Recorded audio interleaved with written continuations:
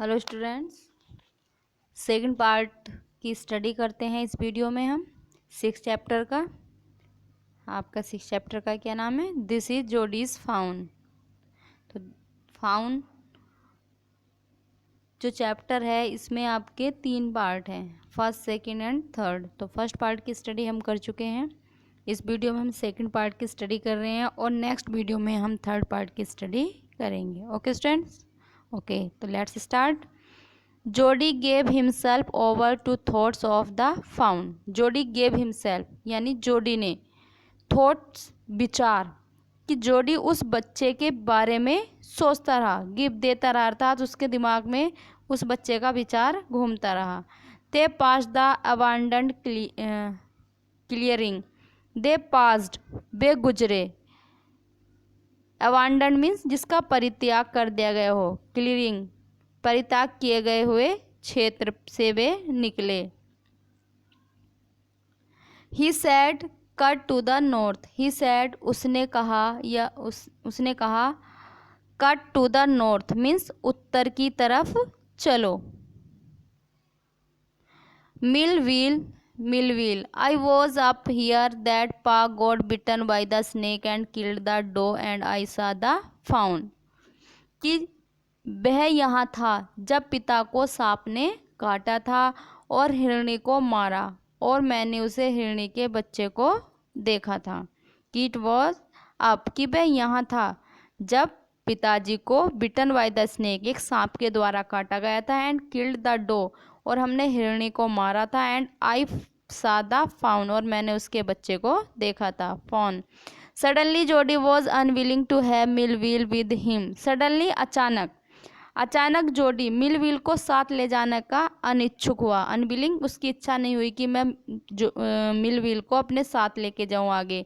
If the faun was dead अगर हिरणी का बच्चा मर गया और कुड नॉट बी फाउंड और ढूंढा न जा सका तो he could not have his disappointment seen तो वह अपनी जो निराशा है जो मिलविल को नहीं दिखा सकेगा। And if the fawn was there और अगर वहाँ पर हिरणी का बच्चा हुआ तो the meeting would be so lovely तो उनकी मुलाकात इतनी प्रिय होगी एंड सो सीक्रेट इतनी रहस्यपूर्ण होगी दैट कि he could not endure to share it कि वह इसे बांटना सहन नहीं कर पाएगा। ही सैड उसने कहा इट्स नॉट फार नाउ अब वह दूर नहीं है but the scrub is very thick for uh horse लेकिन जो स्क्रब थी झाड़ियाँ थी वो बहुत थिक हो गई थी, घनी हो गई थी घोड़े के हिसाब से, घोड़ा नहीं चल पा रहा था। I can make it on foot कि मुझे लगता है कि मैं आगे अब पैदल पहुंच सकता हूँ। But I am afraid to leave you लेकिन मैं तुम्हें छोड़ते हुए मुझे डर लग रहा है। बॉय लड़के। सपोज यू गोट लॉस्ट और gotten bitten by the snake too. Suppose कि ये मानो कि अगर तुम खो गए और किसी स्नेक के द्वारा तुम्हें भी काट लिया गया। आई टेक केयर मैं तुम्हारा ध्यान रखूँगा। It might take me a long time to find the fawn कि फाउंड यानी मीन्स हिरणी के बच्चों को ढूंढने में मुझे बहुत समय लगेगा। इफ़ ही इज़ वांडर्ड अगर वह भटक गया। Leave me of right here अब आप मुझे सीधे यहीं छोड़ जाओ। ऑल राइट ठीक है but you take it easy now परंतु तुम अब ठीक से रहना। Take it easy now. You know north here तुम जानते हो कि इधर उत्तर है एंड ईस्ट कि तुम्हें पता है या तुम जानते हो कि इधर उत्तर है और उधर पश्चिम है। देयर एंड देयर वहाँ और वहाँ। That toll pine makes a bearing so long pine वहाँ लंबे चीड़ दिशा निर्देश में सहायता करता है कि वहाँ पर जो है ये पाइन जो होते हैं चीड़ के जो वृक्ष हैं वो सहायता करेंगे। सो लॉन्ग जो इतने लंबे हैं। सो लॉन्ग मिलविल इतने लंबे मिलविल। आई एम ऑब्लाइज्ड मैं आपका आभारी रहूँगा। He waited for the sound of the hoofs to end he waited, उसने इंतजार किया, फॉर द साउंड, आवाज का, of the hoofs to end, hoofs end, उसने जाते हुए या उसने घोड़े के पैरों की जो आवाज़ है उसको समाप्त होने की प्रतीक्षा की। हुप्स होते हैं पैरों की आवाज़ घोड़े की। Then cut to the right, फिर वह सीधे मुड़ा। द स्क्रब वाज स्टिल, वहाँ पर झाड़ियाँ अब भी थीं। Only his own crackling of twigs sounded across the silence, केवल उसके चलने की जो आवाज़ थी, इस एकांत में सिर्फ उसके द्वारा जो तोड़ी गई झाड़ियों की टहनियों की ही आवाज़ आ रही थी, जो ट्विग थी, टहनियाँ थीं। He wondered for an instant if he had mistaken his direction, उसे एक पल के लिए हैरानी हुई। वॉन्डर्ड, वह आश्चर्यचकित हुआ। फॉर एन इंस्टेंट, एक क्षण के लिए, कि if he had mistaken his direction, कि कहीं या यदि वह दिशा को, गलत दिशा को तो नहीं भटक गया हो, गलती तो नहीं कर दी उसने।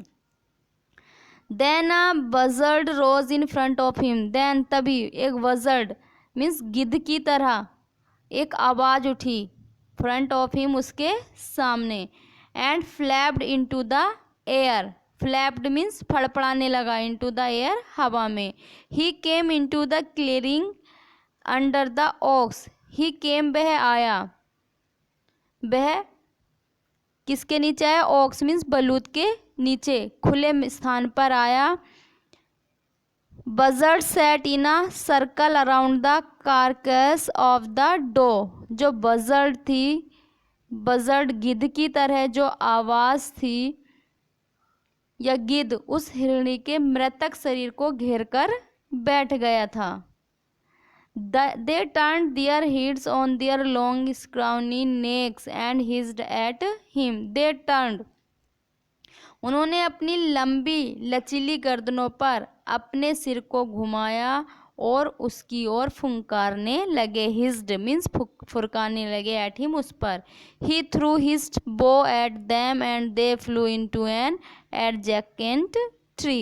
ही थ्रू, उसने फेंका, उसने या उसने अपनी डंडी उनकी ओर फेंकी। हिज बो मीन्स डंडी उनकी ओर फेंकी। एंड दे फ्लू, वे उड़ गए, इनटू एन एडजेक्टिंग, वे समीपस्थ, एडजेक्टिंग ट्री मीन्स समीपस्थ, जो उनके समीप ट्री था उस पर उड़ गए। The sand showed large cat prints but the big cats killed fresh. बालू पर बड़ी बिल्ली अर्थात जो शेर और चीते के जैसे पंजों के निशान दिख रहे थे। सैंड शोड, जो सैंड था, रेत था, शोड दिख रहे थे, लार्ज, बड़े, कैट्स प्रिंट्स, बिल्ली के चिन्ह, but the big cats killed fresh and they had left the doe to the carrion birds, कि निशान दिख रहे थे, परंतु बड़ी बिल्लियां ताज़ा ताज़ा मारकर खाती थीं और वे उस हिरणी को मांस खाने वाले पक्षियों के लिए छोड़ गई थी। कैरियंस होते हैं जो मांस खाने वाले पक्षी होते हैं।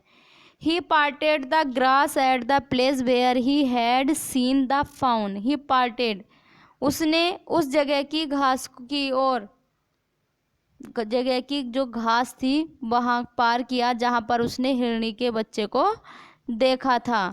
He did not seem possible that it was only yesterday. It did not seems possible, यह संभव नहीं था, संभव होते प्रतीत नहीं हो रहा था कि इट वॉज ओनली यस्टरडे, की यह केवल कल की ही बात है। The fawn was not there, हिरणी का बच्चा वहाँ नहीं था। He circled the clearing, he circled, वह चारों ओर घूमा, वहाँ पर जहाँ पर जंगल कटा था, परित्याग किया गया था, उसके चारों ओर घूमा। देयर वॉज नो साउंड, कोई आवाज़ नहीं थी। नो साइन, ना तो कोई चिन्ह था। The buzzards clacked their wings, जो बजर्ड थे, गिद्ध थे, वही अपने पंख हिला रहे थे।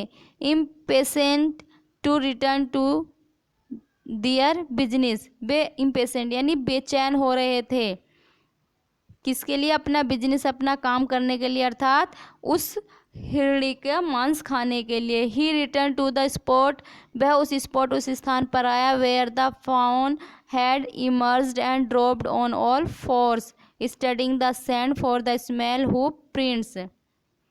वेयर, जहाँ पर द फाउन हैड इमर्ज, जहाँ से हिरणी का बच्चा बाहर निकला था। वह उस जगह पर आया जहाँ पर हिरणी का बच्चा बाहर निकला और अपने हाथ पांव के सहारे नीचे मिट्टी पर बैठकर नन्हे पंजों के निशानों का अध्ययन करने लगा। Hoof prints. The night's rain had washed away all tracks except those of cat and buzzard. Night's rain, जो रात में वर्षा हुई थी, उसने सारे निशान वॉश्ड कर दिए थे, धो दिए थे, केवल एक्सेप्ट सिवाय जो कैट और गिद्ध, बिल्ली और गिद्ध के निशानों के अलावा बारिश ने सारे पद चिन्हों को धो दिया था। तो ये हमारी सेकंड पार्ट की स्टडी हो गई स्टूडेंट्स। अब थर्ड पार्ट की स्टडी हम नेक्स्ट वीडियो में करेंगे। Okay, thank you, take care.